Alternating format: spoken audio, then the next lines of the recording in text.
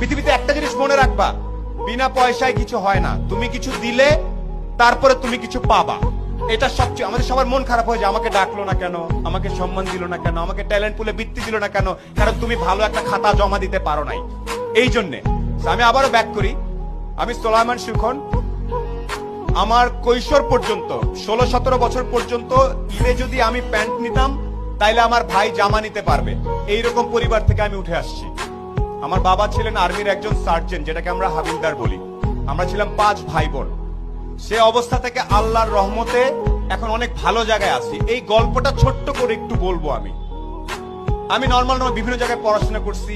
গাড়ির seat belt কেমনে বাঁধতে হয় সেটা আমি আসলে 18 বছর পর্যন্ত জানতাম না। গাড়ির সিট বেল্ট এদিক থেকে টাই নাই না এদিকে বাঁধতে আমি জানতাম না। আমি জানতাম না ওই পারফিউমের নাম কি, এগুলো জানতাম না। এখন আমি একটা জিনিস জানতাম, একমাত্র জ্ঞান অর্জন করলে